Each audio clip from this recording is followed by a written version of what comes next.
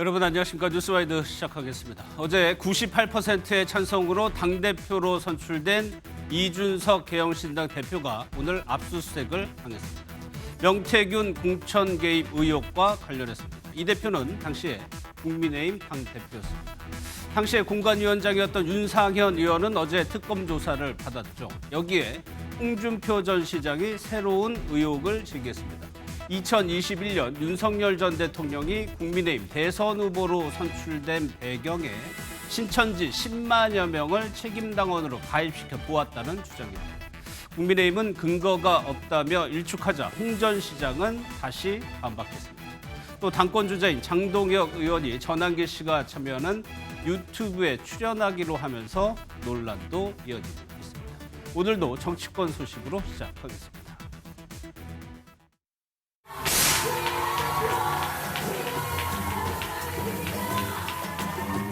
저는 여러분의 선택으로 다시 한번 이런 중책을 맡게 되었습니다. 당과 대한민국을 위하여 봉사할 기회를 얻게 되어서 참 감사하고 영광입니다.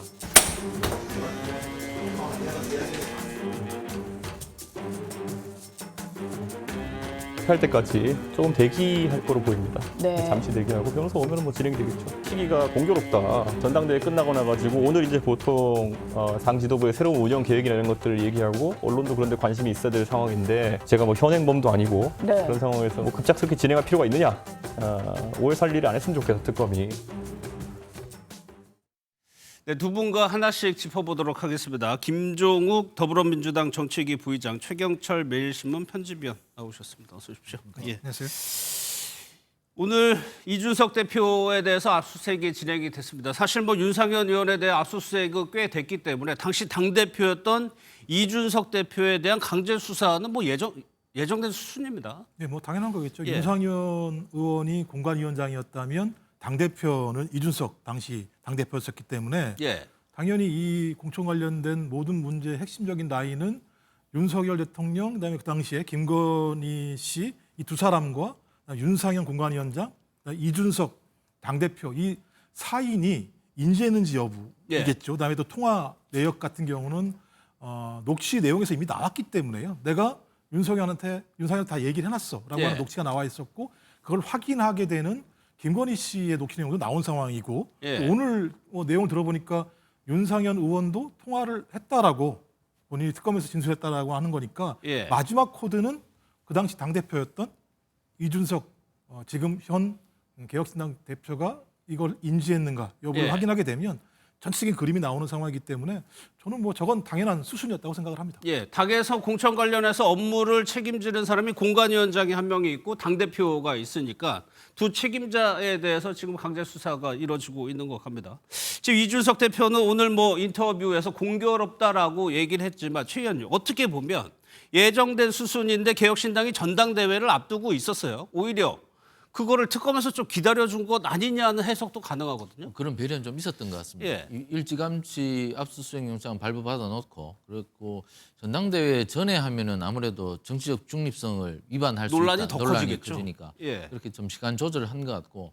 근데 지금은 이게 명태균 씨는 이미 지난해 12월 3일 날 기소가 됐습니다. 예. 그래서 1차 수사가 상당 부분 마무리됐고 그 이후로 지금 추가 기소가 없었습니다. 추가 기소가 없는 상태에서 지금 특검이 새로 돌았단 말입니다. 예. 그러니까 특검은 명태균 씨에 대한 모든 수사 과정을 수사 기록을 다 보면서 그 기록을 다시 한번 되짚어 보면서 뭔가 미진한 것이 없나 이렇게 짚는 과정이기 때문에 특별하게 새로운 혐의가 있어서 짚는다기보다는 그냥 모든 과정을 짚는 과정이라고 보면 될 것 같습니다. 제가 예, 볼 때는. 예. 그렇기 때문에 그 과정에서 뭐 이준석, 윤상현 모든 뭐 수사 대상이 될 수밖에 없었던 거고 그 과정에서 있었던 것이기 때문에 지금 새로이 뭔가 나왔다고는 보기 어렵지 않은가. 예. 그렇기 때문에 지금 이 명태균 수사 과정을 모두 보고 있고 그리고 명태균 씨는 뭐 지금 뭐 사실상 뭐 자유롭게 다니면서 굉장히 뭐 많이 그 얘기도 많이 하고 있어요. 사실 뭐 지난주에는 뭐 또안 저희 나가요, 신문사 또 특검에는. 예, 유튜브도 나왔던데 그만큼 뭐 자유스럽게 얘기하고 예. 그리고 자신의 혐의에 대해서 굉장히 완강하게 그 부인을 하고 있습니다. 그렇기 예. 때문에 특검은 상당히 그 명태균의 그 입술에서 많은 것을 지금 획득해야 되는데 그런 부분이 지금 쉽지 않아서 지금 수사는 별로 쉽지 않을 것 같은데 어쨌거나 특검은 명태균 씨가 지난해에 기소됐던 그 사건에 대해서 예. 모든 그 지점들을 다시 재검증하고 있다. 그리고 재검증하는 과정에서 검찰 수사가 만약 미진했던 부분을 찾아내고 있다. 예. 그 과정이라고 보면 될 것 같습니다. 특검에서 2022년 보궐선거 업무방해 피의자라고 밝혔습니다. 이준석 대표가 피의자이기 때문에 최 의원님 소환되는 것도 수순이에요. 뭐 언제 부르느냐가 문제지. 그렇죠. 이거 당시에 당 대표가 모든 도장을 마지막에 다 찍습니다. 예. 과거에 뭐 당 대표가 도장 들고 나르샤 뭐 이런 것도 있었지 않습니까? 그러니까 공관위원장은 사실상 의결권이 없는 것이고 그냥 심사권이 있는 것이고 당 대표가 도장을 찍기 그렇죠. 때문에 예. 이준석 대표가 키를 쥐고 있는 것이죠. 그 당시에 이게 부당한 개입이 있어서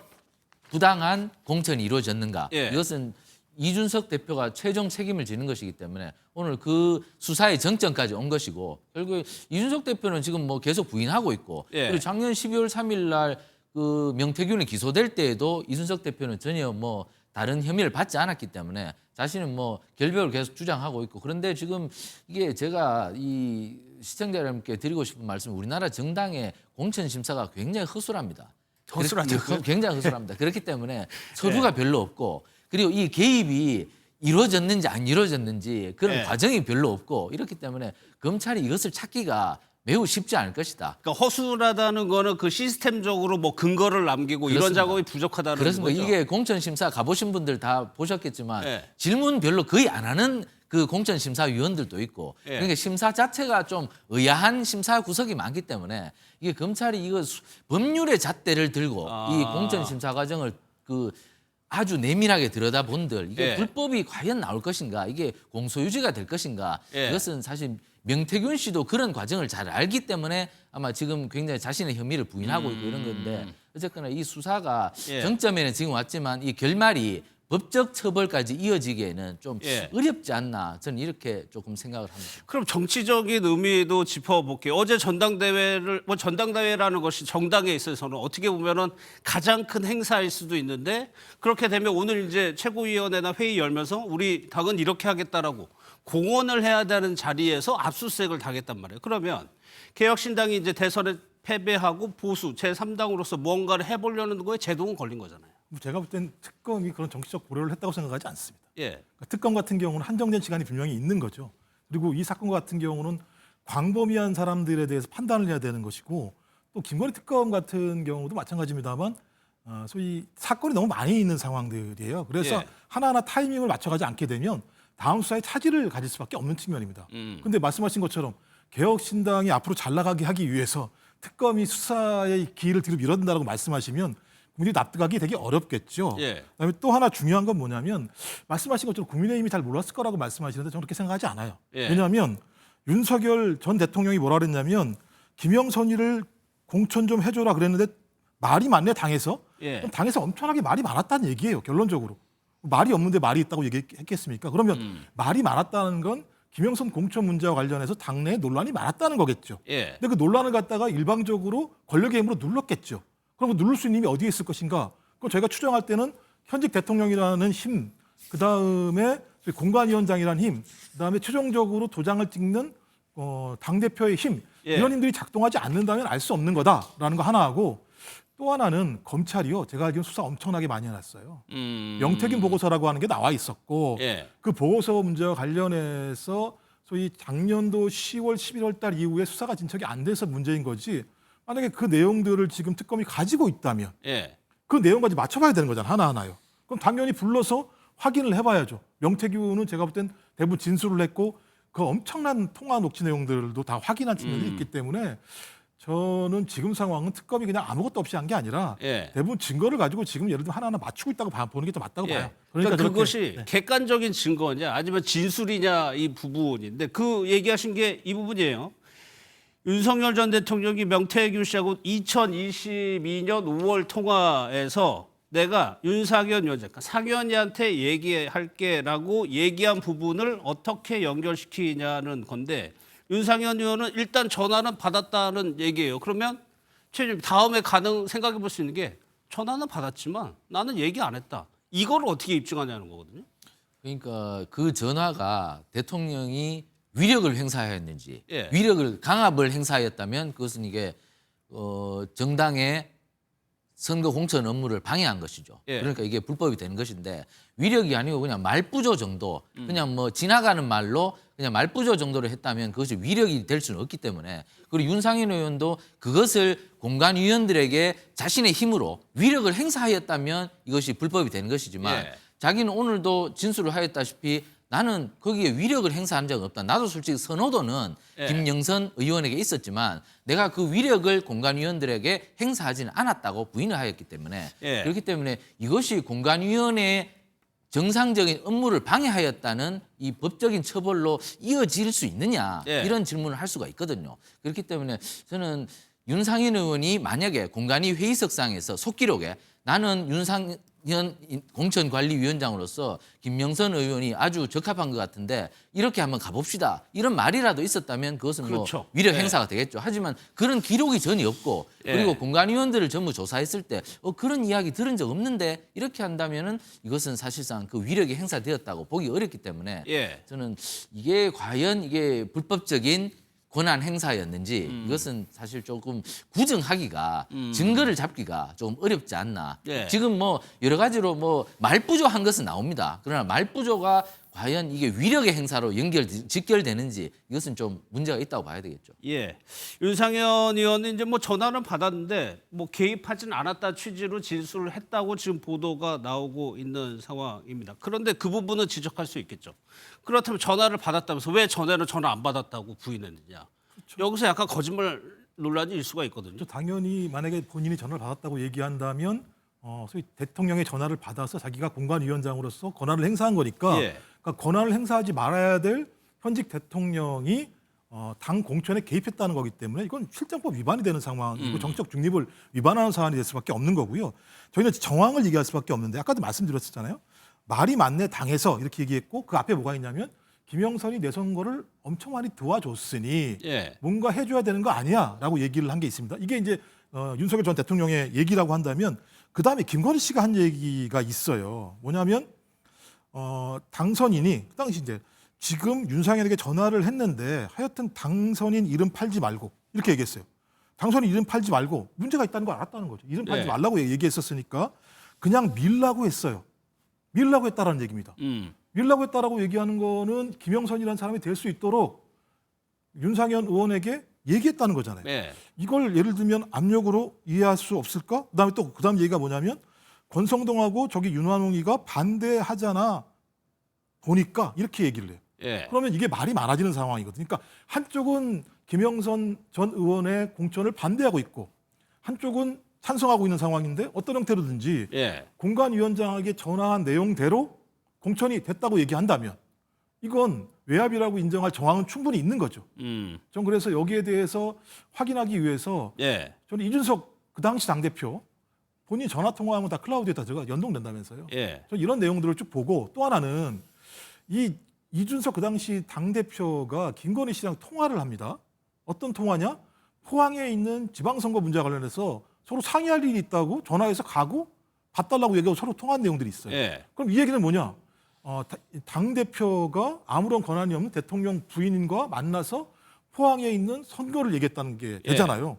이런 정황들을 보게 되면 그 당시에 당대표와 공관위원장이 대통령 부부에 의한 암정 또는 청탁, 민원에 의해서 그런 행위를 했다라고 볼 수 있는 정황들은 충분히 있는 거죠. 그렇죠. 그러니까 정황은 있는데 이번은 수사기 때문에 그것을 어떻게 입증시키느냐 특검의 몫이죠. 그러니까 객관적인 증거를 가지고 이걸 기소까지 가려면 근거가 있어야 되는 거니까 그 부분에 대해서 특검이 수사를 하고 있는 것 같습니다. 핵심은 그겁니다. 제가 앞서 말씀드린 것처럼 내가 윤석열한테 얘기할게.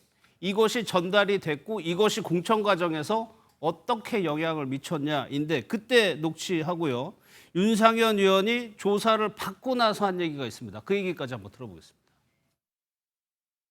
김영선이 그냥 사선위원에다가 뭐 경선 때도 열심히 뛰었는데 좀 해주지 뭘 그러냐. 내가 저 상현이한테 내가 한 번 더 얘기를 할게. 걔가 공관위원장이니까. 제가 진짜 평생 은혜 잊지 않겠습니다, 대통령.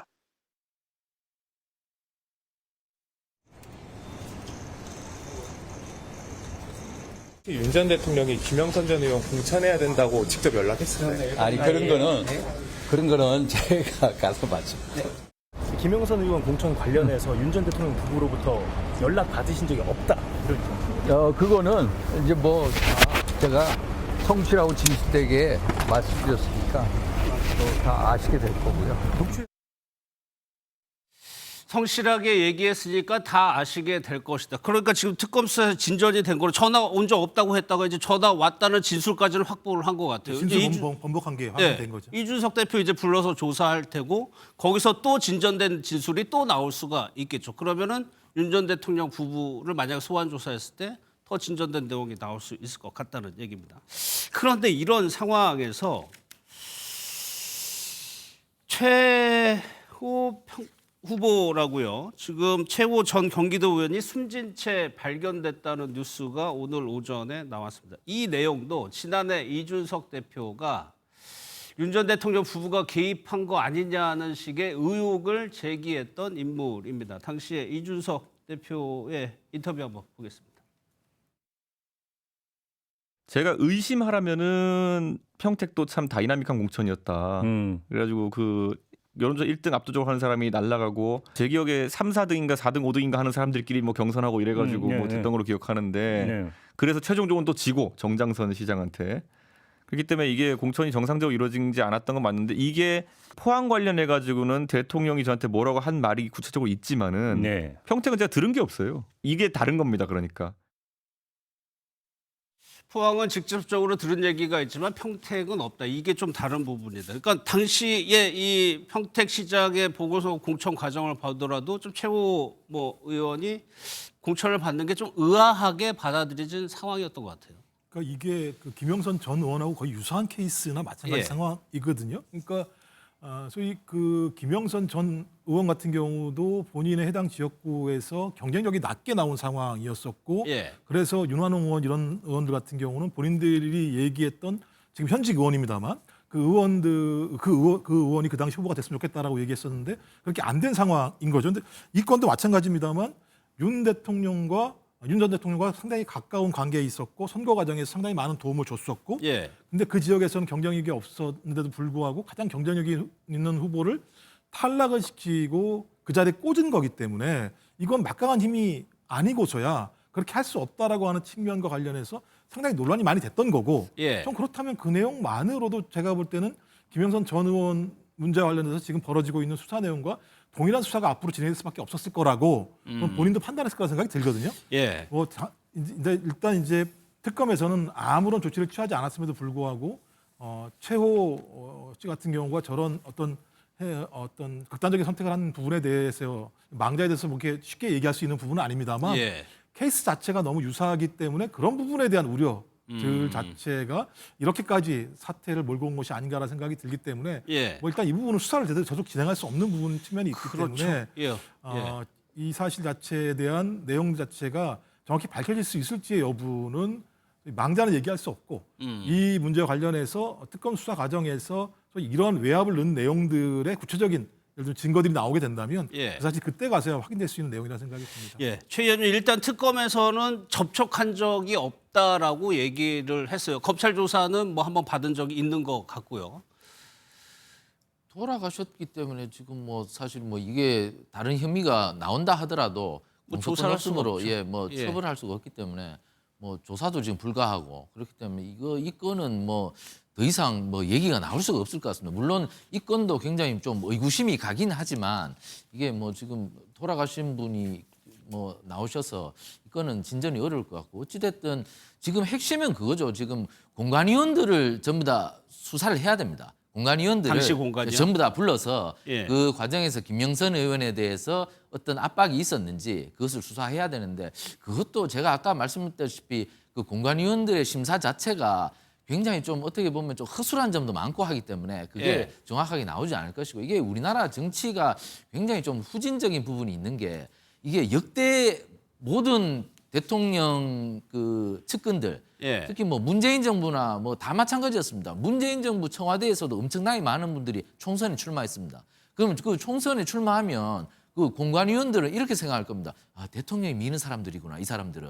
그러니까 우리가 어떻게 해야 되지? 그럼 우리 좀 지금 인센티브를 좀 줘야 돼. 이런 네. 무언의 압박을 느낄 수밖에 없죠. 하지만 그 무언의 압박이 적시되지는 않습니다. 그렇기 때문에 그게 대통령이 무언의 압박을 했는지 실제로 뭐 압력을 넣었는지 아니면 위계를 행사하였는지 이런 걸 알 수 없기 때문에 그 부분을 과연 이게 그 증거로서 적출을 할 수 있을지 예. 이게 굉장히 의문이기 때문에 지금 전화로 뭐 문자로 이런 것이 많지만 예. 그것이 이게 정말 그 강압이다. 위계다. 이게 법률적으로 처벌을 할 만한 것으로 직결될 수 있을지는 예. 저는 굉장히 좀 의구심이 듭니다. 근데 이 부분은 좀 전화 통화 내역들을 확인할 필요가 분명히 있어요. 왜냐하면 김영선이라는 사람이 공천을 받은 다음에 그 내용들을 명태균 씨가 알아가지고 지금다 전화를 합니다. 예. 뭐 현수막 바꿔라 이런 얘기들을 해요. 그럼 전화를 받았을 거잖아요. 뭐 텔레파시로 알 수 있는 건 아닐 테니까. 예. 그렇다면 저는 당연히 당의 어떤 내용들을 누군가 연락을 했을 것이고 그 연락을 받은 사람 또는 예를 들면 뭐 그것이 김건희 씨일 수도 있는 거고 그런 연락을 받아가지고 그 내용들을 가지고 다시 지역에다가 현장에서 선거를 뛰는 사람한테 연락을 한 거 아니겠습니까? 강혜경 씨 같은 경우 전화를 했었기 때문에 그런 맥락들을 따져보게 되면 어떻게 됐는가라고 그다음에 또 계속 당의 어떤 공천 시스템이 허술하다고 말씀하시긴 합니다만 이게 또 흔적들이 남아 있어요. 예. 그러니까 민주당 같은 경우도 예를 들면 이번에도 제가 좀 누군지 생각이 안 납니다만은 무혐의 처리를 하게 된 배경 중에 하나는 뭐냐면 예. 공천 과정에서 자료를 확인을 해서 그 자료를 제출하면서 무혐의가 난 케이스들이 있기도 합니다. 예. 그래서 저는 당에 대한 강제 압수수색이라고 하는 것 자체가 좋은 건 아닙니다만 이런 상황이 있다고 얘기한다면 당에서 공천관리 과정에서 다 예를 들면 필요한 자료들에 대해서 정리한 내용들이 있거든요. 그렇겠죠. 아니면은 밀실공천이라는 얘기가 되는 그렇죠. 거니까. 그거 없다 말이 예. 안 되는 거고 그다음에 그런 내용들을 가지고 또 대질 질문을 할 수 있는 방법들이 분명히 있기 때문에 예. 저는 이게 당 공천 시스템이 허술하기 때문에 알 수 없을 거라고 얘기하고 수사를 안 할 수는 없는 내용들이 있기 때문에 저는 이건 수사를 통해서 밝혀내야 돼요. 이런 일이 다시는 없어지게 하기 위해서는 예. 이런 내용들이 유무죄인지 정확히 확인할 필요는 분명히 있다고 생각을 합니다. 예. 최 의원님께 이 부분 하나만 여쭤볼게요. 이제 이준석 대표가 압수수색을 받으니까 국민의힘 송원석 비대위원장이 국민과 함께 분노하고 있다라고 좀 지원 사격을 했어요. 그런데 개혁신당에서 관심을 꺼달라고 했습니다. 지금 뭐 사이가 별로 안 좋죠. 예. 왜냐하면 지금 개혁신당 입장에서는 잘못하면 큰 집에 또 잡아먹히게 생겼으니까 그런 의미에서 좀 신경전을 벌이는 건데 예. 어쨌든 뭐 두 당은 뭐 언젠가 합쳐지지 않겠습니까? 그런 부분이 있는데 예. 지금은 티격태격하는 것이죠. 그리고 개혁신당은 지금 흡수될까봐 굉장히 좀 그 걱정이 있을 겁니다. 왜냐하면 흡수될까 봐? 그렇습니다. 지방선거를 앞두고 공천자를 많이 내기 어렵다면 예. 결국에는 흡수하라는 당원들의 요구가 나올 수도 있기 때문에 그런 뭐 걱정이 있겠죠. 어쨌든 이준석 대표는 오늘 뭐 사실 압수수색을 당했어도 얼굴이 밝지 않습니까? 그러니까 예. 명태균 씨에 관해서는 자기가 클린하다고 생각하는 것 같습니다. 그렇기 때문에 이준석 대표는 계속 지금 그 표정이 밝은 걸로 봐서 이 혐의에서 난 자유롭다 이렇게 생각하는 것 같고 그리고 지금 공직선거법 위반 뭐 이런 혐의는 박근혜 대통령도 공천 개입으로 처벌을 받았거든요. 예. 근데 박근혜 대통령 당시에 증거가 나왔습니다. 돈을 들여서 여론조사를 하게 하고 공천심사위원회 구성에 관여를 하였다는 그런 증거들이 나왔거든요. 그렇기 때문에 유죄를 받았습니다. 예. 그런 증거가 나오면 지금 윤석열 대통령도 공천 개입을 했다는 그게 나오겠지만 예. 지금 박근혜 대통령처럼 그런 명확한 증거가 나오겠느냐. 계속 가능성이 그렇습니다. 그러니까 보시네요. 제가 자꾸 말씀드리는 게 이게 공천심사 제가 이 공천심사 받으러 간 분들 얘기 들어보면 예. 열대 명을 앉혀놓고 어떤 분한테 질문 하나 안 하고 그냥 공천심사 끝내버리고 이런 것도 많거든요. 알겠습니다. 그렇기 때문에 예. 이게 사실 우리 정당의 공천심사가 이게 자체가 굉장히 잘못된 거예요. 계속 얘기가 반복되니까. 이게 정황은 있어요. 무슨 정황이 있냐면 이준석 당대표가 명태균 씨한테 전화합니다. 여론조사 만들어 와보라고 이기는 거. 예. 예를 들면 이런 내용에 대한 구체적인 것들이 올라오게 되면 판사라고 하는 것이 그런 정황적인 증거들 그다음에 예를 들면 구체적인 통화 진술 내용들 이런 거 가지고 판단하는 문제가 분명히 있기 때문에 예. 허술하다고 하더라도 그 허술함 때문에 범죄 혐의 자체를 입증할 수 없다라고 얘기하는 건 우리 사법 질서나 수사 능력 자체를 갖다가 예를 들면 저희 스스로가 예를 들어 부정해 버리는 사태가 알겠습니다. 발생하기 때문에 전 특검이 수사 잘 해서 예. 밝혀지고 뭐 특검 수사가 지금 마무리된 게 아니고 진행 중이기 이제 시작입니다, 때문에 이제 그 시작. 부분은 저희가 네. 한번 지켜보도록 하고요. 다음은 김건희 여사 관련한 내용인데 목걸이 관련해서 지금 기사가 계속 나오고 있습니다. 이거를 오빠의 뭐 장모 집에서 찾았다 뭐 이런 얘기도 나오고 있는데 이 액세서리가 사실 2022년 운영회에서도 등장을 했었습니다. 한번 그때 영상 보겠습니다. 그 김건희 여사가 나토 순방 때 착용하셨던 목걸이랑 팔찌가 고가다 아니다 뭐 이런 기사가 나왔었던 걸 봤습니다. 재산 신고 보니까 보석류는 하나도 신고를 안 했더라고요. 혹시 그거 확인해 보셨습니까? 저희 총무비서관실에서 보충 신고했는지 그 부분에 대해서는 검증을 하지 않습니다. 전용기 의원님, 네. 그 결산 관련 아니지 않습니까? 대통령실에서 전혀 해명이 없었기 때문에 오히려 이런 것을 털고 가는 게 맞지 않느냐라는 식으로 제가 질문을 드린 거였습니다. 뭐 협찬이면 협찬이다, 아니면 이미테이션이다, 아니면은 이게 재산 신고가 누락된 것이다, 아니면 요건이 안 된 것이다, 이런 정도의 해명을 하는 게 필요하다. 2022년 김건희 여사가 나토 순방 당시에 착용한 목걸이로 알려져 있습니다. 시가가 뭐 6천만 원이 넘는 걸로 알려져 있는데 김조 그냥 이 목걸이가 어디서 발견이 됐냐면 김건희 여사의 친오빠의 장모 때, 그러니까 김건희 여사는 사돈댁에서 발견이 된 거거든요. 그러니까요. 뭐 발이 달려서 거기까지 가는지 잘 모르겠습니다만 네. 말이 안 되는 일인 거죠. 이 상황을 보게 되면, 그러니까 맨 처음부터가 문제였었는데 현지에서 샀다고 얘기했고 두 개는. 예. 하나 같은 경우는 소상공인한테 샀다고 얘기를 했었지 않습니까? 두 개는 현지인한테 빌리고 하나는 샀다고 얘기를 했었던 거였는데. 그렇죠. 예. 근데 그 이후에는 보니까 말들이 계속 바뀌는 상황이 벌어진 건데 저는 이게 이제 가품이라고 얘기하면 그냥 그 당시에 이 가품 자체라고 얘기했으면 끝날 문제였던 거잖아요. 예. 가품이어도 문제가 되는 건 뭐냐면 그 가품이 선물을 받은 건지 아니면 얘는 본인이 산 건지에 따라 다르겠죠. 선물 받은 거라고 얘기한다면 가품은 선물 받지는 않았겠습니다만 100만 원 넘으면 또 문제가 되는 것이고요. 재산 신고 같은 경우는 그 당시에 모르고 안 했다라고 하면 되는 거였는데 계속 거짓말을 하고 있다가 결론적으로 본인이 가품이라면 소장해도 아무런 문제가 안 되는 상황인데 말도 안 되는 곳에서 발견됐다고 얘기하는 건 예. 이걸 숨겨놓으려고 했던 거 아닌가? 아직까지 예. 이거 진품인지 가품인지 확인은 안 됐습니다만 예. 저는 그걸 가품이면 거기까지 가져가야 될 이유가 있었을까요?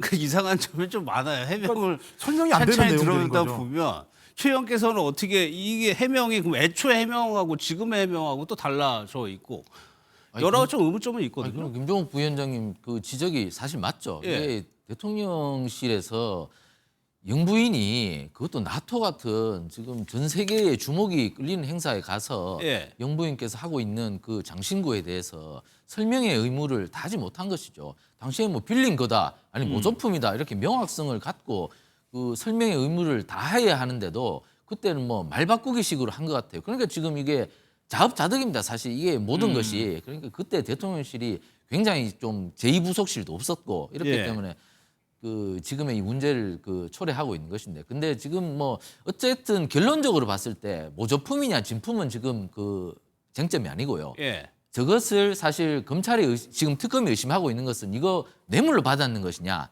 예. 건진법사 뭐 어떻게 통일교 뭐 어떻게 부탁 들어주고, 아니면 그냥 자기가 갖고 있었는 것이냐. 갖고 있었는 것이면 진품이라면 뭐 저도 이번에 공부 많이 했습니다만은 그 이게 500만 원 이상은 신고해야 되고 뭐 현금도 1000만 원 이상이면 또 신고해야 되고 이런 게 공직자는 이런 게 있었는 모양이에요. 네. 뭐 저도 저희 가족이 그 공직자여서 이거 재산 신고 대상이던데 뭐 그런 것들이 복잡하더라고 이게. 네. 그러면 이거 잘못하면 큰일 나겠구나. 저도 많이 배웠는데 어쨌거나 그런 것들을 똑바로 했으면 이게 문제가 안 되는데 이런 것들이 여러 가지 의혹을 불러일으키게 만든 것은 김건희 여사 측에 그냥 자업자득이 있다. 하지만 지금 김건희 여사가 지금 밝혀야 할 것은 나는 이거 내 거다. 아니면 이게 모조품이다. 이것을 확실히 하셔야 되고, 그리고 절대로 청탁으로 뇌물로 받은 것은 아니다. 이 부분에 대해서 명확하게 밝히셔야 되겠죠. 그러나 여기에 대해서 설명을 못한다면 예. 이게 굉장히 사법적으로 굉장히 문제가 있을 것이기 때문에 이 부분에 대해서 뇌물 받은 것이 아니라는 것을 증명하셔야 되겠죠.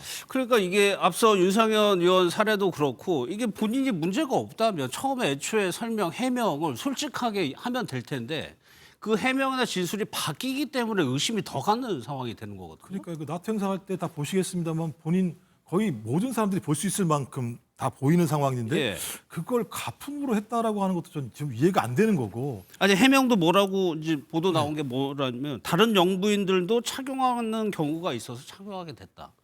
이렇게 또 해명을 하고. 그럼 제가 볼 때 현지에서 빌렸다고 하는 게 말이 맞는 거죠. 현지에서 봤는데 이게 있더라. 현지에서 빌리는 게 맞는데 빌린 것도 아니라면서요. 예. 가품을 어디서 사서 간 거예요? 가품을? 현지에서 가품을 샀다는 얘기입니까?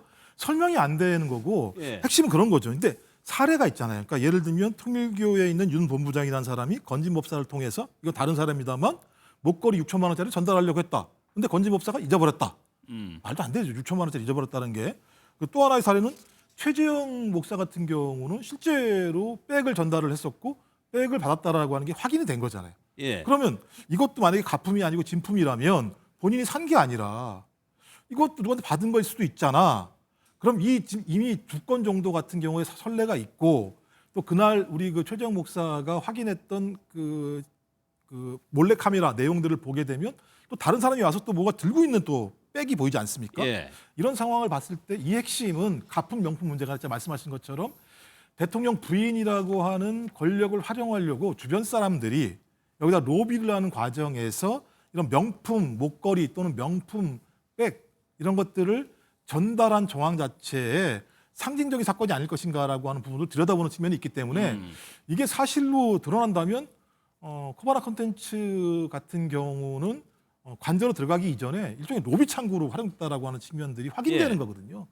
매우 중대한 사안이고 매우 중요한 부분인 거죠. 예. 이 부분들은 국정농단에 해당되는 것이고요. 그러니까 수사와 관련해서 그런 목걸이를 뭐 주고받은 정황, 이유, 목적 같은 게 나와야 되는 게 또 하나가 이제 구두 얘기를 저희가 계속 전해드렸는데 유경옥 전 행정관이 교환한 그 샤넬의 신발 사이즈가 250mm라고 이제 특검에서 이제 보도가 나왔었는데 김건희 여사 자택에서 집에 가봤더니 이 신발들의 치수가 260mm다. 이게 최현이 그러면 이 샤넬 백도 그렇고 이 신발과 관련해서 특검이 아직 명확하게 구체적으로 물증이나 이런 건 아직 못 찾은 상황인가요? 그러니까 특검이 수사가 딱 떨어지려면 샤넬백이 보물찾기처럼 쭉 나와야 나와야죠. 되죠. 샤넬백이 나와야 되는데 샤넬백이 신발로 둔갑을 했단 말입니다. 신발로 둔갑했다는 건 나왔는데 이 신발로 둔갑했는데 이게 250mm 사이즈고 김건희 여사 집을 압수수색했더니 김건희 여사의 신발은 260이라는 얘기죠. 예. 그러니까 김건희 여사가 사용을 목적으로 그 가방을 받아서 신발로 바꿨다는 정황은 지금 성립이 안 되는 것 같아요. 예. 그렇기 때문에 여기서 지금 그 수사가 막다른 골목에서 지금 막혀버렸죠. 그렇기 때문에 또 그 뭐 유경옥 행정관인가 이 사람도 나는 김건희 여사한테 이거 뭐 얘기한 적도 없다 계속 부인하고 있기 때문에 지금 김건희 여사로 수사가 옮겨가고 있지 못한다는 거죠. 그러니까 이거를 아마 특검에서는 통일교로부터 뇌물로 이 가방을 받아서 신발로 교환해서 자기가 사용 목적으로 가져가서 지금 은닉하고 있다. 이 혐의를 아마 그 적용할 것 같은데 예. 지금 실물도 없고 신발 사이즈도 맞지 않아서 수사가 지금 교착 상태에 빠진 것 같은데 어쨌거나 지금 신발을 찾아야 되겠죠. 신발을 예. 찾으면 신발이 어디 있었느냐, 누가 은닉하였느냐, 은닉을 지시를 누가 하였느냐 이런 것들이 나오겠죠. 그런데 지금 은닉 지시 이런 것은 유경옥 행정관과 김건희 여사의 통화 기록을 지금 다 뺐을 텐데 문자라든가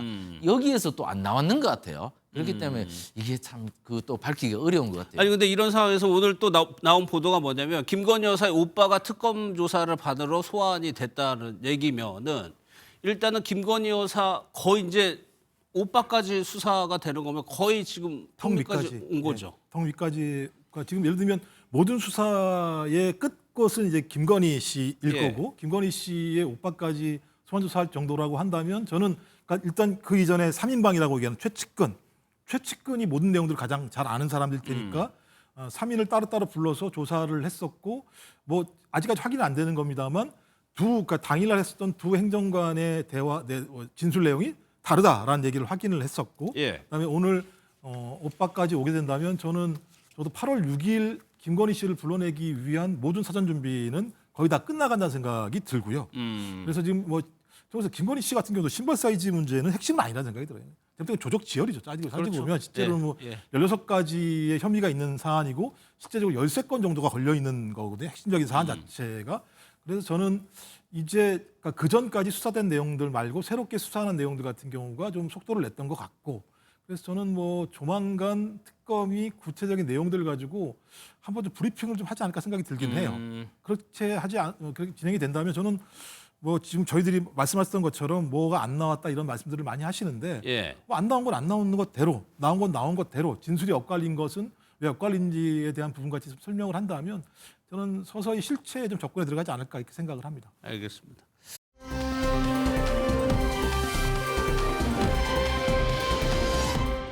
국민의힘 내부 상황도 살펴볼 텐데 지금 내용이 조금 계속 커지는 상황인 것 같습니다. 또 하나가 홍준표 전 시장이 신천지 개입 의혹을 제기했습니다. 관련해서 오늘 국민의힘 입장부터 한번 들어보도록 하겠습니다. 신천지가 가입했다는 증거는 없습니다. 단지 이만희 그분의 언론 말에만 지금 의존을 하고 있지요. 이걸 갖고 추적하기는 실제로 어렵고 근거 없는 말이라고 생각을 합니다. 그때 당에서 보고한 바로는 조직적인 가입 정황은 없었다라고 받았거든요. 예, 그게 뭐 제대로 된 보고인지는 나중에 또 판단할 문제지만은 네. 그 시점에 제가 봐도 어디 뭐 예를 들어 신천지에서 조직적으로 가입했다 그러면은 그분들이 뭐 인터넷으로 다 가입하진 않았을 것 같고 예. 뭉태기 원서나 이런 게 들어왔어야 되는데 그런 정황을 보진 못했습니다. 이 내용도 홍준표 전 시장의 SNS에 제기된 의혹입니다. 뭐 요약하면 이런 겁니다. 이만희 씨한테 들었다는 얘기입니다. 2021년 대선 후보 경선 때 신천지 신도 10만여 명을 책임당원으로 가입시켜서 밀어줬다는 건데 최 의원님 이때 기억나세요? 네, 많이 들었습니다. 이런 얘기 많이 많았었네. 들었는데 예. 저게 뭐 사실 뭐 증거가 없습니다. 이게 제가 그 계속 말씀드렸다시피 우리나라 정당이 사무가요 굉장히 허술합니다. 그렇기 때문에 이게 뭐 갑자기 많은 분들이 그 원서를 냈다고 해서 이게 신천지인지 뭐 누군지 잘 모릅니다. 그리고 뭐 온라인으로 가입하면 더 모르고 예. 하여튼 그렇기 때문에 이게 신천지가 10만이 들어왔다 이거는 제가 볼 때는 개연성이 없습니다. 이게 그 공직선거에 나서는 분들이 가장 많이 사기당하는 게 제가 당원 한 10,000명 갖고 있습니다. 이거 막 당원 명부 다 드릴게요. 이거 무조건 됩니다. 뭐 이렇게 해서 여의도 주변에서요? 그렇습니다. 이게 그래서 그렇게 잘못 사기당해가지고 공직선거 떨어지고 돈 날리고 이런 분들이 많은데 그러니까 이게 당원이 10만 명이 가입했다. 이것은 제가 볼 때는 제 경험상 개연성이 없습니다. 그렇게 10만 명이 가입하기도 어렵고 예. 그리고 신천지가 그 코로나 때 굉장히 타격을 많이 입었습니다. 그때 그 방역 때문에 방역 위반해가지고 압수수색 뭐 그 경찰에서 시도하고 그런데 검찰에서 뭐 그 영장이 막혀서 못하고 이랬는데 굉장히 행정적으로 많이 제재를 받았고 그래서 신천지가 교세가 굉장히 많이 약해져서 2020년부터 한 2022년 사이에 교세가 굉장히 많이 떨어져 나갔는데 10만 명이나 당원을 가입시킬 만한 그 위력을 행사할 수 있었을까요? 저는 그것은 좀 의문이고 어쨌든 10만 명 정도 가입하면 굉장한 숫자인데 예. 그것으로 그 가입했을 가능성은 좀 떨어진다. 그때 소문은 많이 났었습니다. 하지만 그 당내 경선에 영향력을 행사할 수 있을 만큼의 숫자가 가입하여서 거기에 큰 뭐 위력을 행사했다고는 보기 어렵다고 봅니다. 예. 그런데 지금 뭐 통일교 얘기, 신천지 종교 집단 얘기가 계속 나오고 있거든요. 국민의힘 당원과 관련해서. 그러니까 우리 옛말에 이제 아리땡 굴뚝에 연기 날까 이런 예. 얘기가 있는 건데 기사가 너무 많이 나온 게 있어요. 실제적으로 보면 어떤 거냐 신천지 간부 중에 탈퇴자가 뭐라 그랬냐면 윤석열 위에 당원 가입하라는 지시가 있었다. 이렇게 폭로한 내용들이 있습니다. 그리고 이제 그 이후도 마찬가지입니다만은 그 통일교의 고위 간부인 윤모 씨랑 건진 법사가 문자 메시지를 했는데 권리당원 10,000명 이상 확보해라. 이게 무슨 뭐 예를 들면 무슨 영화도 아니고 예. 10,000명 정도 확보해. 10,000명이라는 숫자도 엄청난 숫자가 있는 거고요. 근데 이게 이제 이렇게만 했으면 끝나는 건데 2023년도에 전광훈 목사가 무슨 얘기를 하냐면 정치권은 내 통제를 받아야 한다. 이런 얘기를 공개적으로 해요. 그냥 공개적으로. 내 예. 통제를 받아야 한다라고 얘기를 했었고 2023년도 3월 12일 날 무슨 얘기를 하냐면 전광훈 목사가 우리가 김기현 장로를 잃었다. 이런 얘기까지 합니다. 그러니까 예를 들면 이걸 공개적으로 얘기했을 때 그럼 뭘 믿습니까? 예. 뭐 하나님한테 기도하는 것도 아닐 거고 대부분 다 제가 볼 때는 자기들의 신도들을 가입하게 하는 방식을 통해서 하겠다는 얘기들이 너무 많았어요. 그러니까 말씀하신 것처럼 그게 계속 말이다. 말밖에 없다. 증거가 없다라고 얘기하니까 지금 수사가 벌어지는 거겠죠. 수사를 통해서 실제로 강제적으로 뭐 예를 들면 당원 가입이 됐다면 아마도 지역위원회별로 당원 가입을 했을 겁니다. 한다면. 왜냐하면 종교단체 마찬가지입니다만 집단적으로 뭐 10만 부를 만들어서 그걸 몽탱이로 집어넣는 게 아니라 예.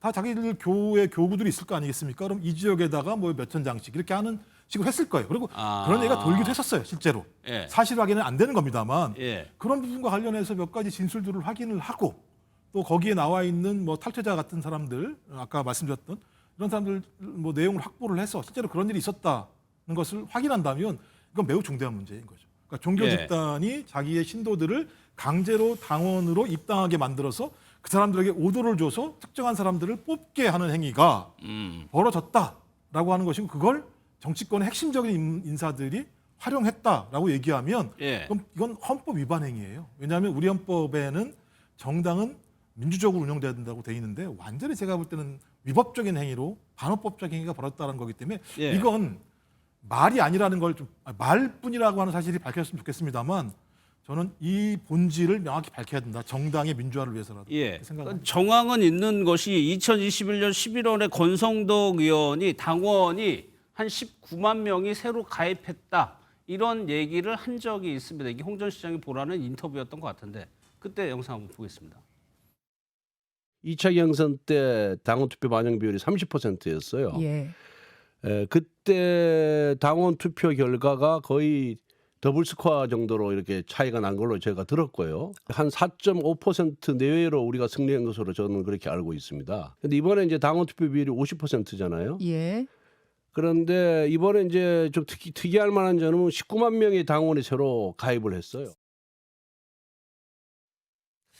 최 의원님 뭐 저런 인터뷰가 있다고 하더라도 뭐 확인해 볼 대목이 많이 있죠. 실제로 윤 전 대통령을 지지했는지 저 당원 중에 상당수가 신천지에서 왔는지 여러 가지 좀 수사를 한다면 좀 체크해야 될 부분이 있습니다. 수사를 해도 신천지와 연관성은 밝히기가 어려울 겁니다. 이게 신천지의 그 주력 교세가 일어나는 곳이 대구 경북인데 네. 대구 경북이 국민의힘 당원이 가장 많은 곳인데 그 당원 관리를 대구 경북은 거의 모두 다 국민의힘 의원들이 그 지구당을 갖고 있는데 그분들이 당원을 관리를 사실상 하죠. 그러니까 그분들은 다 알죠. 이게 당원이 누구냐, 당원 명부를 다 갖고 있기 때문에 그래서 그 사람들이 뭐 신천지를 뭐 자기 지구당에 한 몇 명씩 가입시켰으면 모르겠지만 신천지가 와서 그렇게 했을 가능성은 거의 없다. 그렇기 때문에 그 당원 관리는 당협위원장들이 다 압니다. 그렇기 때문에 10만 명이 들어왔다면 당협위원장들 사이에도 소문이 다 났을 것이고 그것이 뭐 지금까지 공공연한 비밀이 아니고 알려진 비밀이 됐을 텐데 저는 지금 뜬금없는 홍 시장님의 말씀은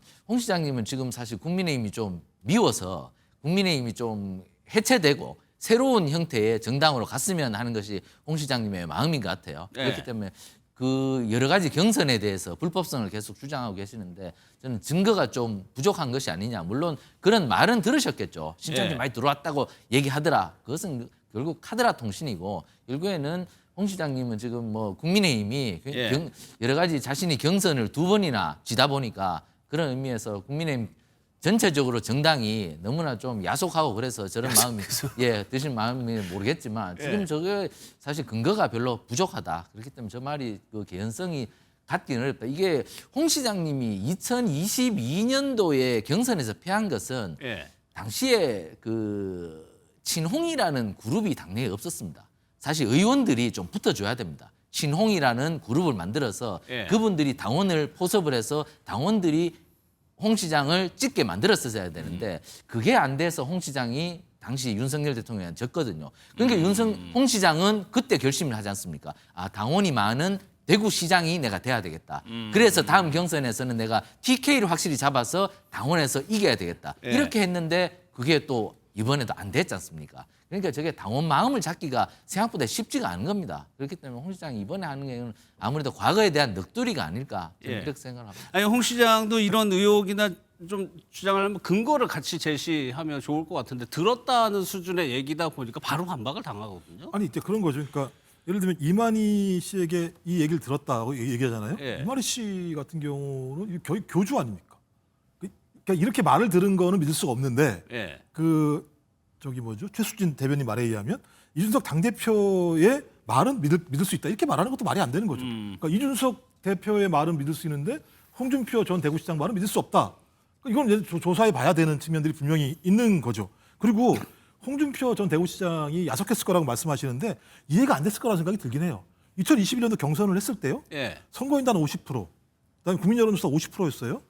선거인단에서는 윤석열 그 당시 후보가 22.97%로 이겼어요. 근데 국민 여론조사에서는 홍준표 후보가 10.27%를 이겼어요. 이게 이해가 됩니까?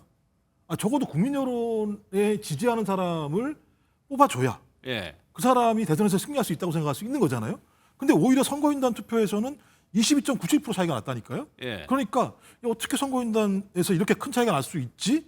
윤석열 당시 후보는 입당한 지 1년도 안 된 사람이고 예. 홍준표 전 대구시장 같은 경우는 본인이 그전 대선에서 출마를 했었고 당대표까지 한 사람이에요.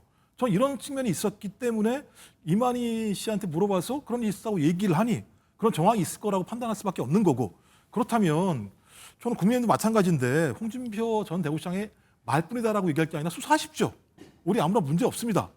이렇게 얘기하는 게 온당한 거죠. 예. 제가 봐도 그 당시 경선 결과는 제가 볼 때 그 당시 뭐 기자에서 다 아시겠습니다만 납득이 안 되는 결과라는 얘기들이 꽤 아니 많았거든요. 그래가지고 저는 궁금한 게 최임 당시에 이제 홍 전 시장이 만약 이 사실을 들었다고 하면 문제를 제기할 수도 있었을 텐데 그 당시에 홍 전 시장이 결과에 흔쾌히 승복을 하는 모습을 보여줬었잖아요. 그러니까 그 당시에 뭐 그렇게 말씀을 하실 수가 없는 상황이었죠. 그때 홍 시장도 그 직관으로 느낀 것은 예. 당원들이 나를 하지 않는다. 특히 자신의 그 정치적 고향이라 할 수 있는 영남에서 윤석열 대통령한테 계속 지는 걸로 나왔거든요. 그래서 사실 졌습니다. 그렇기 때문에 영남에서 당원 표심이 표의 확장성을 생각했을 때 윤석열이 이재명을 이길 것이다. 이렇게 당원들이 생각을 했거든요. 그렇기 때문에 당원 당심에서 질 수밖에 없었거든요.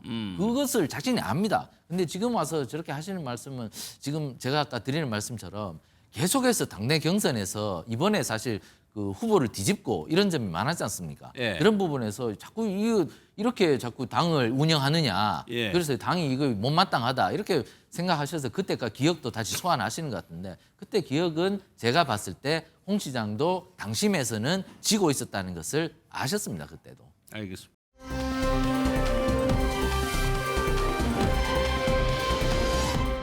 다음 이슈는 두 분께 그냥 딱 하나만 여쭤보고 끝내겠습니다. 우원식 국회의장이 조국 전 대표를 면회했다는 사실이 알려지면서 다시 뭐 사면론이 수면 위로 올라오고 있습니다. 영상부터 보겠습니다.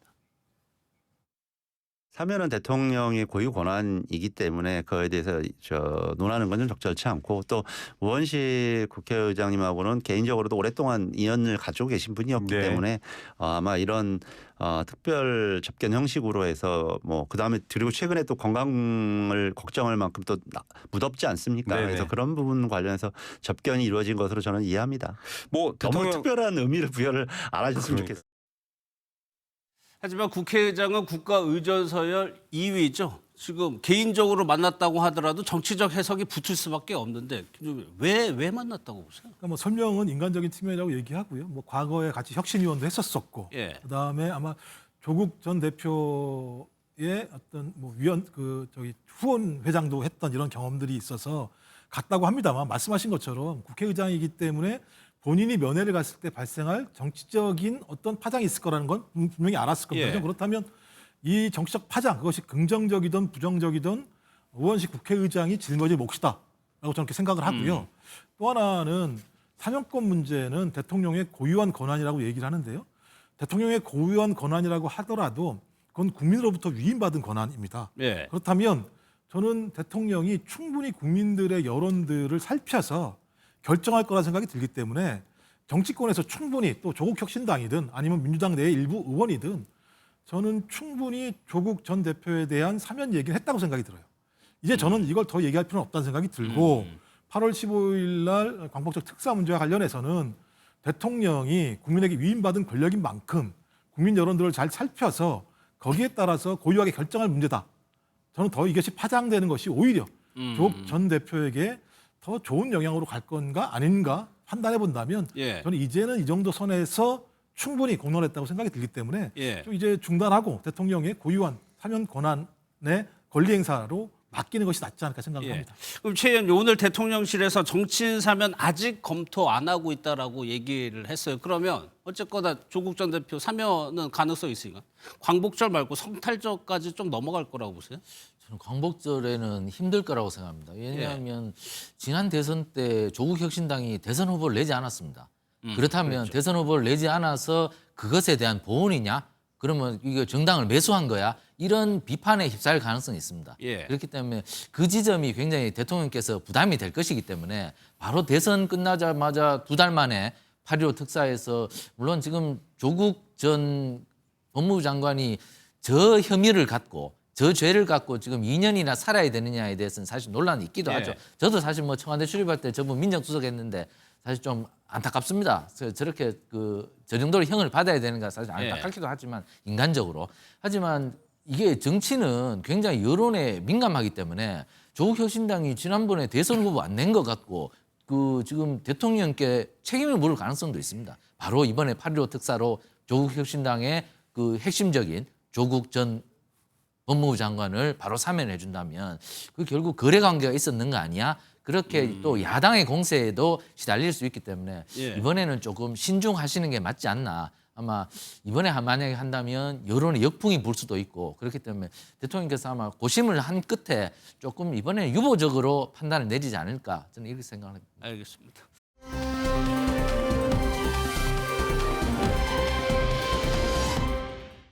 这就是我的胸部 ，so handsome.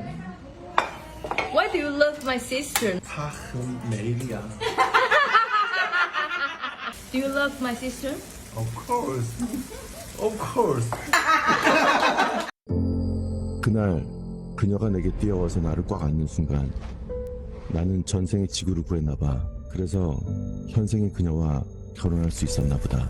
나의 시간이 많이 남지 않아서 나의 자신보다 그녀를 더 사랑하기로 했다. 세월이 지나도 내 눈 속에 있는 그녀는 내가 24년 전 처음 만난 그 소녀와 같은 모습이다. 그녀는 나의 가슴 속에 있는 영원한 소녀이다. 당신은 내 인생에 나를 밝혀주는 유일한 별이야. 라우퍼 우 아이니. 세 분과 이어가도록 하겠습니다. 김유진 아나운서, 임주혜 변호사, 서정빈 변호사 나오셨습니다. 어서 오십시오. 안녕하십니까. 구준엽 씨 영상을 봤는데 지금 올 초에 아내하고 사별 소식 있었잖아요. 맞습니다. 다시 또 지금 보도가 되는 게 무슨 내용이에요? 어제 한 누리꾼이 SNS에 올린 사진 한 장 때문에 다시 주목을 받고 있는데요. 구준엽 씨가 아내인 서희원 씨의 묘역 앞에서 모자를 쓰고 캠핑 의자에 앉아있는 모습이 포착이 된 겁니다. 손에 뭔가 들고 있는데 이게 액자로 추정이 되는 건데요. 이걸 애틋하게 바라보고 있는 모습이어서 조금 더 눈길을 끌고 있는 것 같아요. 예. 서희원 씨가 세상을 떠난 지 어느덧 5개월이 지났지만 여전히 먼저 떠난 아내를 그리워하는 구준엽 씨의 모습을 볼 수가 있었습니다. 예, 대만 여름 날씨가 우리보다 더 더운 걸로 지금 알고 있는데 하루만이 아니라 자주 이렇게 목격담이 있다면서요? 맞습니다. 저 사진과 목격담이 전해지니까 지금 줄지어서 누리꾼들의 구준엽 씨 목격담이 이어지고 있는데요. 예. 한 누리꾼은 아버지의 묘역이 저 근처라서 자주 찾는데 그때마다 구준엽 씨가 와 있었다는 거예요. 예. 그러면서 폭우가 쏟아진 날에도 저 자리를 지키는 모습을 볼 수 있었다면서 관련된 사진을 공개하기도 했습니다. 또 다른 누리꾼은 묘비를 안고 입을 맞추고 있더라. 눈물이 날 뻔했다. 내가 본 남자 중에 최고의 사랑이다. 이런 목격담을 전하기도 했는데요. 실제로 구준엽 씨는 3월에 장례를 치른 이후에 매일같이 아내의 묘역을 찾고 그래요? 있다고 전해집니다. 폭우도 폭염도들은 이제 말 그대로 최고의 사랑이다. 이렇게 예. 불릴만한 것 같습니다. 그러니까 이런 구준엽 씨의 목격담이 하나둘이 아니기 때문에 이제 보도가 되는 것 같은데 임 변호사님 또 다른 이렇게 묘역 찾는 거 말고 또 다른 무언가도 있다면서요? 네, 지금 대만 현지 매체에 따르면 구준엽 씨가 이제 새로운 집을 알아보고 있다 이런 예. 이야기가 나오고 있는데 그 집이 서희원 씨의 묘역이 바로 이제 밖으로 내다보이는 그런 집을 그래요? 지금 구입하려고 알아보고 있다라는 얘기가 나오고 있습니다. 그만큼 늘 서희원 씨 가까이에 있고 싶다는 마음이 드러나는 것 같은데요. 서희원 씨 모친 같은 경우에도 지금 구준엽 씨가 늘 묘역 앞에서 자리를 지키고 있어서 검게 그을린 모습이 참 안타깝다. 이런 이야기를 남기기도 했습니다. 예, 구준엽 씨 몸무게도 뭐 12kg 정도 빠진 걸로 지금 나오고 있는데 서 변호사님 그런데 여기서 또 떠난 아내를 위해서 구준엽 씨가 또 준비하는 마지막 선물이 있습니까? 네, 그렇습니다. 하나뿐인 아내이자 또 유명 배우였던 아내 서희원 씨의 동상을 준비를 하고 있다고 동상이요? 합니다. 네, 구준엽 씨가 가장 좋아했던 그런 고인의 생전 모습을 동상으로 만들 예정이라고 하는데 아마 본인 그리고 가족들 그밖에 많은 사람들이 오랫동안 서희원 씨를 기억하기를 바라는 마음이 담겨져 있을 것 같습니다. 예. 이제 이 동상에는 실제 디자이너인 친구가 제작을 하면서 또 함께 구준엽 씨도 이 디자인에 참여를 했다라고 합니다. 그리고 내년 중에 완성이 될 예정이라고 하는데 이제 완성이 되면 이 서희원 씨의 묘역이 있는 금보산에서 약 400m 정도가 떨어진 유명인 비석숲이라는 곳에 세워질 예정이라고 합니다. 예. 그럼 묘역 가까운 곳에 집도 구하고 있을 정도면 구준엽 씨는 지금 한국에는 거의 안 들어오고 지금 대만에 거의 있는 상황인 건가요? 아마도 그런 것으로 보입니다. 정확한 거주지는 지금으로서는 알 수 없지만 아마도 서희원 씨 가족들과 함께 지내고 있는 것으로 추측이 되는데요. 지난 5월엔 서희원 씨의 가족들과 함께 찍은 사진 현장이 공개가 됐었습니다. 서희원 씨의 어머니, 그러니까 이 장모님이 직접 올린 사진인데요. 장모는 이 사진과 함께 이런 설명을 덧붙였습니다. 사위 구준엽이 희원이를 그리워하며 날이 갈수록 야위어간다. 이제 이렇게 적었는데 근데 얼굴에 보면 구준엽 씨가 맞는데 너무 살이 많이 빠지고 굉장히 검게 그을린 모습인데요. 실제로 말씀해 주신 것처럼 한 12kg 정도가 빠졌다고 하더라고요. 그 정도로 마음고생이 좀 심했던 것으로 보입니다. 예, 사실 이 서희원 씨 사망 소식이 지난 2월에 상당히 충격적이었죠. 이게 뭐 대중도 놀라고 가족들도 많이 놀랐을 것 같아요. 갑작스럽다, 충격적이다 이런 표현밖에 달리 표현할 길이 없었습니다. 그럴 수밖에 없던 것이 서희원 씨가 그동안 뭐 투병을 했다거나 건강이 좋지 않았다는 소식이 전혀 들려온 적이 없었기 때문입니다. 지난 2월 명절을 맞아서 가족들과 함께 일본 여행을 떠났던 것으로 알려져 있는데요. 여행을 가기 전부터 건강이 썩 좋지는 않았다고 합니다. 하지만 단순 감기 몸살 정도로 생각하고 여행을 떠나게 되었고 일본 여행하면서도 계속 상태가 안 좋아져서 앰뷸런스를 타고 병원으로 이송이 되기까지 했다고 합니다. 이후에 상태가 조금 호전이 되어서 숙소로 돌아왔지만 다시금 상태가 악화가 되어서 병원을 찾게 되었고 당시 이제 급성 폐렴을 진단받았고 큰 병원으로 옮겨져서 응급 조치를 받았지만 끝내 세상을 떠나고 말았었죠. 그랬죠. 예. 두 사람이 재회하고 또 사망 소식이 전해오면서 이제 러브 스토리들이 알려졌는데 참 드라마 같은 일이에요. 맞습니다. 일단 결혼을 한 게 2022년인데 처음 인연을 맺었던 것을 보려면 20여 년 전으로 거슬러 올라가야 합니다. 두 사람은 1998년에 각각 대만과 한국에서 정말 인기 있는 라이징 스타였던 시절에 방송을 통해서 만나서 1년 정도 연애를 했다고 하더라고요. 그런데 굉장히 장애물이 많았대요. 일단은 장거리 연애잖아요. 게다가 그때는 지금처럼 SNS가 발달했을 때도 아니니까 연락할 수단이 마땅치가 않았던 것으로 보입니다. 그럼에도 불구하고 사랑을 이어왔지만 두 사람이 워낙 인기 있는 스타다 보니까 소속사의 반대가 극심했던 거예요. 좀 방송 활동에 집중해줬으면 좋겠다 이런 취지였을 것 같은데 결국 두 사람은 사랑했지만 상황 때문에 헤어질 수밖에 없는 이제 그 이별을 택했던 것으로 보입니다. 이후 서희원 씨는 2010년에 한 사업가와 결혼을 했고 그로부터 10년 뒤쯤에 2021년에 이혼을 했고요. 1년 뒤에 이제 구준엽 씨와 재회를 하고 재혼 소식까지 알려지게 됐습니다. 뭐 소설이나 영화를 위해서 각본을 쓴다고 해도 정말 이렇게 쓸 수 있을까 싶을 정도의 러브 스토리인 건 확실한 것 같습니다. 98년에 헤어졌을 때 뭐 감정 때문에 헤어진 게 아니라 외부에서 주변에서 반대하니까 헤어지니까 당사자들도 힘들었을 것 같아요. 그렇습니다. 사실 요즘 같은 경우에는 아무리 스타라고 해도 자유롭게 또 연애할 수도 있고 이걸 또 인정해주는 사회적인 분위기도 있었지만 당시만 해도 뭐 구준엽 씨 같은 경우에는 여자친구가 있으면은 팬들이 계속해서 응원해주기가 힘들다. 활동에 제약이 있다. 이런 얘기를 정말 많이 들었다고 합니다. 그러다 보니 두 사람은 다른 이유가 아니라 정말 계속 사랑하고 있지만 또 외부적인 요인, 특히 소속사와의 어떤 그런 문제들 이런 부분들 때문에 이별을 선택할 수밖에 없다고 하는데 실제로 생전에 서희원 씨의 인터뷰 내용을 보면은요 헤어질 당시에 너무나도 힘들어서 연예계를 은퇴하고 싶었다. 뿐만 아니라 연예인이기 때문에 자유롭게 사랑할 수 없다는 이 상황이 너무나도 싫었다.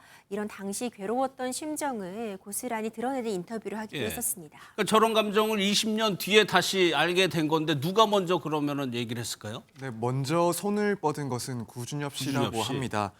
이제 구준엽 씨가 서희원 씨의 그 이혼 소식을 듣고 또 서희원 씨의 사진을 보다가 연락을 다시 한번 해봐야 되겠다. 그리고 친구로라도 지낼 수 있으면 좋겠다라는 생각을 하게 됐다고 합니다. 그런데 당시에는 서현 씨가 연락을 하면 싫어할 거라고 생각을 했다라고 합니다. 어쩔 수 없이 또 자신이 먼저 헤어지자고 했었고 그때 너무나도 힘들었었기 때문에 싫어할 줄 알았는데 그래서 이제 용기를 내서 오래된 옛 번호를 찾아 여전히 번호가 있는지를 확인을 하고 또 전화를 해봤더니 예. 다행히 옛날 번호 그대로 서희원 씨가 번호를 바꾸지 않고 있었다라고 합니다. 그래서 이제 며칠 동안 서로 연락을 하고 주고받으면서 이후에는 서로의 사랑이 남아있음을 아직까지 존재하고 있음을 확인을 했는데 사실 나중에 알려진 내용에 의하면은 서희원 씨도 당시에 이제 헤어지고 나서 일부러 연락처를 쭉 바꾸지 않았다라고 합니다. 그러니까 먼저 손을 뻗은 것은 또 구준엽 씨지만 서희원 씨도 계속 그 손을 잡을 준비를 하고 있었지 않았나 이렇게 생각이 됩니다. 사실 그 이후에 결혼을 하게 된 과정 역시도 무척 로맨틱한데요. 이제 당시에 코로나19 때문에 서로의 그런 사랑을 확인했음에도 불구하고 만날 수가 없는 상황이었습니다.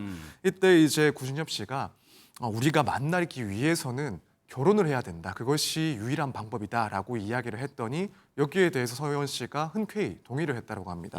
그래서 이제 구준엽 씨가 국내에서 혼인신고를 먼저 하고 서희원 씨를 만나기 위해 대만으로 찾아갔고 2주 동안 격리를 한 이후에 12시가 딱 맞춰지자마자 바로 택시를 타고 서희원 씨를 찾아갔다라고 합니다. 그리고 그때 서로 재회를 하고 안아주는 장면은 여전히 지금도 영상으로 확인할 수 있고 감동을 느낄 수가 있습니다. 이렇게 결혼 과정 역시도 세기의 결혼이라고 할 만큼 너무나 좀 아름다운 순간이었다라고 생각이 됩니다. 그렇게 다시 만났으니 참 두 사람이 애틋했을 것 같은데 생전의 인터뷰도 다시 좀 조명되고 있어요. 맞습니다. 2022년 9월에 한 매체와 했던 인터뷰에서 서희원 씨가 이런 얘기를 했는데요. 어릴 때는 굉장히 항상 불안감, 두려움으로 가득 찼던 인생이 이 구준엽 씨를 만나고 다 달라졌다. 이 결혼 생활이 너무 행복해서 가끔 꿈처럼 느껴질 때도 있는데 그럴 때면 이 구준엽 씨의 민머리를 만지면 이게 현실이구나 이렇게 인지하게 된다. 이런 행복한 결혼 생활에 대한 이야기를 전하기도 했습니다. 특히 이 부분이 좀 눈길을 끌었는데요. 예. 서희원 씨는 내가 죽기 전에 떠올릴 얼굴이 있다면 오빠일 것이다. 이제 이렇게 말을 하면서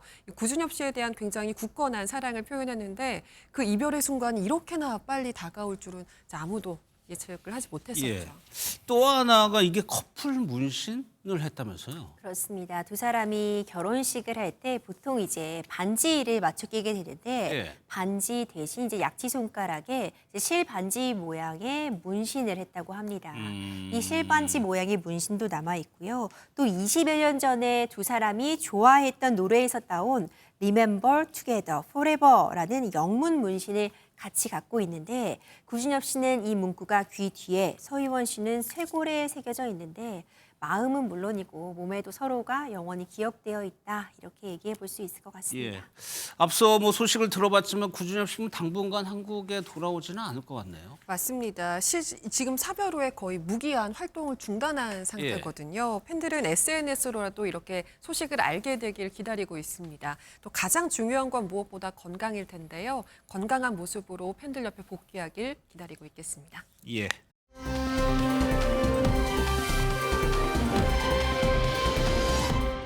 다음 소식은요. 음주 상태로 운전을 한 건 물론이고 거기다가 라이브 방송을 한 BJ가 검거가 됐습니다. 말 그대로 이렇게 한 거죠. 맞습니다. 대낮에 만취 상태로 고속도로를 대낮에요? 달렸고요. 버젓이 걸 라이브 방송을 했던 한 40대 여성 BJ, 그러니까 개인 인터넷 방송을 하는 여성이 지금 검거가 된 겁니다. 예. 이 사건을 조금 더 자세히 들여다보자면 지난주 금요일에 있었던 일이고요.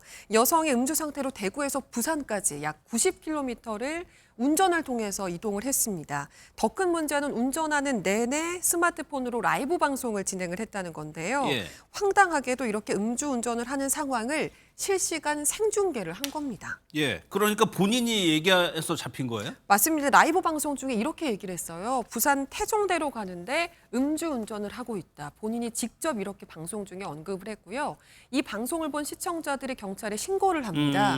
그렇게 해서 결국 해당 차량을 추적하면서 검거를 할 수가 있었습니다. 예. 그러니까 방송 보는 사람 위험하니까 신고를 한 거예요. 그런데 차주를 알면 차량 번호가 나오던가요? 어떻게 잡았습니까? 이 112에 신고가 들어가는데 이 시청자들이 차량 번호까지는 확인하기 어려운 상황이어서 그렇죠. 예. 이 112 지령실 담당자가 직접 해당 방송 채널에 가입하고 이 방송을 함께 보게 된 겁니다. 이 방송을 보면 지금 어디로 이동하고 있는지가 확인이 되니까 이 이동 경로를 순찰차와 공유를 했고요.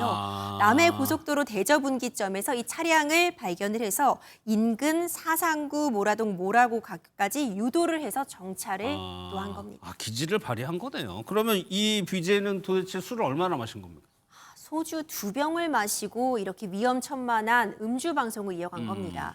소주 2명이면 어마어마한 양입니다. 면허 취소 만취죠? 수치밖에 평가가 될 수 있는 것이고요. 정말 만취 상태에서 운전대를 잡고 거기서 끝나지 않고 방송까지 하고 있다면 위험성이 높아질 수밖에 없거든요. 엄벌이 필요한 상황입니다. 그러면 이 사람은 경찰 조사 왜 이런 짓을 했다고 그래요? 네, 경찰 조사 결과 이제 해당 BJ는 이날 새벽까지 대구에서 한 노래방에서 혼자서 이제 소주 2병을 마시고 잠시 또 쪽잠을 잤다라고 합니다. 그러고 나서 정오쯤에 부산에 있는 지인을 찾아가기 위해서 운전대를 잡았다라고 진술을 한 걸로 보입니다. 사실 이렇게 되면은 뭐 이른바 이제 숙취 운전이 될 수가 있습니다. 실제로도 이렇게 한숨 잤으니까 별 문제가 안 될 것이다라고 생각을 했다가 음주운전에 적발이 되는 그런 사례들이 있는데 아마 이 BJ 역시도 자신이 조금 쉬긴 했으니까 큰 문제는 없을 거다 이런 생각에 운전대를 잡은 측면이 있지 않나 이렇게 생각이 됩니다. 근데 라이브 방송을 했다는 것 자체는 그 운전 중에 휴대전화를 조작했다는 얘기잖아요. 네, 그렇습니다. 뭐 사실 라이브 방송을 하면서 뭐 시청자들과 소통을 하기 위해서 그 내용을 보고 아마 대답도 하는 그런 식의 방송이 진행됐을 거라 이렇게 보이는데 이렇게 이제 운전 중에 휴대전화를 이용하는 경우에도 이 도로교통법상 벌금이나 혹은 과태료가 부과가 될 수가 있습니다. 물론 다행히 이 사건 같은 경우에는 음주운전이 사고로 이어지진 않았지만 그럼에도 불구하고 이렇게 라이브 방송을 또 같이 진행을 하면서 사고의 위험성이 상당히 높았다, 우려할 만한 상황이었다라는 점은 수사 과정이나 이후의 재판 과정에서도 어느 정도는 반영이 될 것 같다 이렇게 보여집니다. 그러면 왜 도대체 라이브 방송을 왜 했다는 거예요? 일단 본인이 직접 관련해서 밝힌 사항은 아니지만 경찰은 시청자 수 때문이다 이렇게 추정을 하고 있습니다. 아무래도 자극적인 내용의 방송을 하면 시청자 유입이 많아지고 방송의 인기가 올라가잖아요. 이게 바로 수익과 직결되다 보니까 아무래도 이런 상황이 벌어진 것으로 보입니다. 경찰은 오늘 이 여성을 도로교통법 위반 혐의로 입건해서 조사를 하고 있다고 전해집니다. 알겠습니다.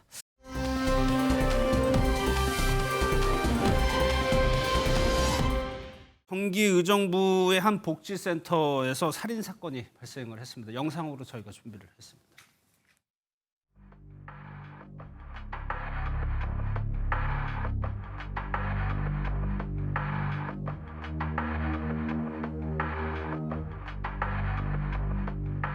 여기 무슨 사건 터졌다고 소문 봤어요. 목사 혹시 안 좋은 일이 있구나.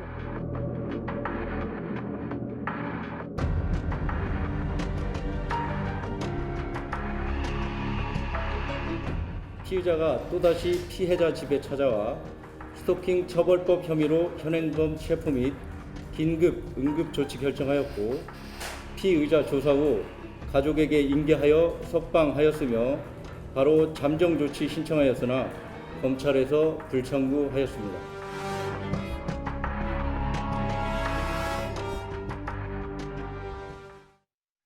그러니까 50대 여성이 직장에서 살해당한 거죠? 맞습니다. 토요일이었던 그제 있었던 일인데요. 경기도 의정부의 한 복지센터에서 살인 사건이 발생을 했습니다. 오후 5시쯤에 한 여성이 노인복지센터 5층에 피를 흘리며 쓰러져 있다 이런 신고가 접수가 됐고 경찰이 곧바로 출동을 하는데요. 도착해서 봤더니 당시 여성은 동료 없이 혼자 근무하고 있었던 상황으로 보였고 여성이 피를 흘리고 있는 상태였으니까 곧바로 병원으로 옮겨졌을 텐데요.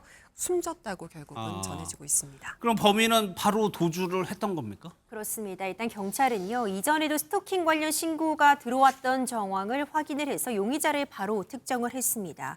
이 60대 남성 B 씨가 유력 용의자로 특정이 되었고 이 사람의 자택에서 나갈 때 입고 있는 옷과 사건 현장 인근에서 지금 침입하고 있는 이 의상이 동일하다는 걸 확인을 하고 바로 추격을 시작했습니다.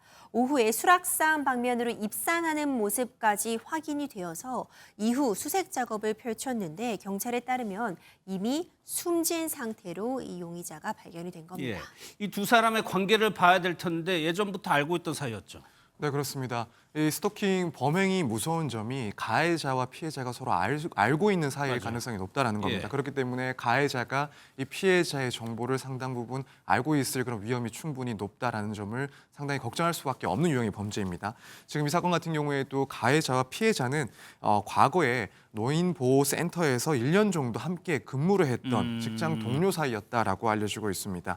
이 가해자인 B 씨는 지난해 12월에 퇴사를 했었고 그때부터 올해 3월부터 지속해서 A 씨에게 연락을 하거나 혹은 찾아오는 등 스토킹을 진행을 했고 결국 3차례 정도 신고를 이미 당한 적이 있었다라고 알려지고 있습니다. 그럼 3차례나 신고를 했으면 경찰에서는 어떤 조치를 취하지 않나요?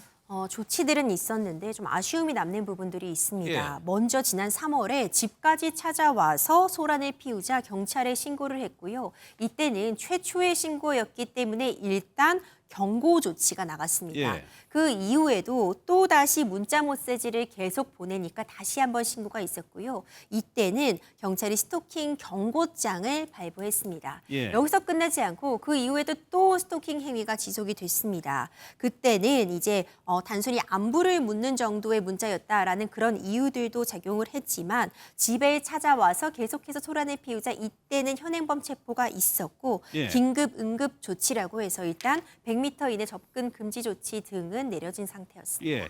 첫 번째는 경고 조치했고 두 번째 스토킹 경고장 이게 뭡니까?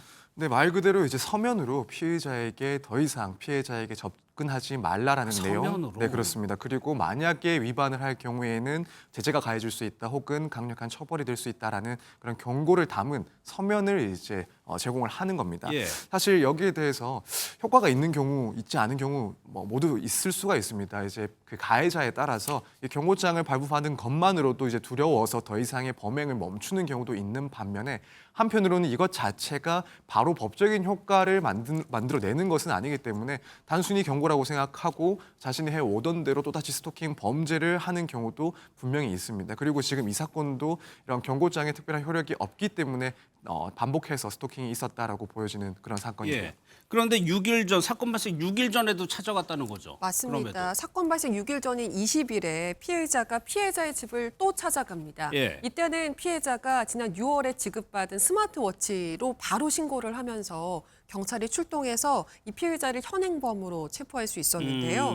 이번에 경찰은 피해자에게 100m 이내 접근 금지 및 통화 및 메시지 전송 금지 이런 긴급 응급 조치를 내렸습니다. 예. 하지만 결국은 이 피해자가 금방 조사받고 풀려났거든요. 그래서 피해자를 다시 찾아가는 이런 상황이 벌어지게 된 부분이 일부 있고 그렇게 이제 결과론적으로 보자면 피해자 입장에선 스토킹 관련으로 3번이나 신고를 했고 예. 경찰에서도 뭐 스마트워치 지급이나 순찰 강화 등의 조치를 취하기는 했지만 결과론적으로는 참사를 막지는 못했습니다. 그래서 대처가 아니랬던 거 아니냐는 지적이 나오는데 여기서 검찰이 잠정 조치도 요청을 했다고 하는데 이건 기각됐다면서요. 네, 잠정 조치라고 하는 것은 일단 서면 경고 같은 부분도 포함될 수 있고 일정 기간 동안 구금한다거나 접근 금지 등을 명령할 수 있는 조치입니다. 그러니까 어디까지나 아직 어떤 스토킹 범행으로서 형사처벌이 확정되기 전에도 어떤 피해를 예방하기 위해서 취해줄 수 있는 조치라고 볼 수 있는데요. 예. 스토킹이라는 행위가 원래 그 자체의 정의에서 보더라도 지속적 반복적인 괴롭힘, 원치 않는 접근을 스토킹이라고 정의하고 있는데 지금 경찰 측에서는 지속적이고 반복적인 스토킹이라고까지는 볼 수 없다는 판단에 따라서 일단 이 잠정 조치는 이루어지지 않은 것으로 전해지고 있습니다.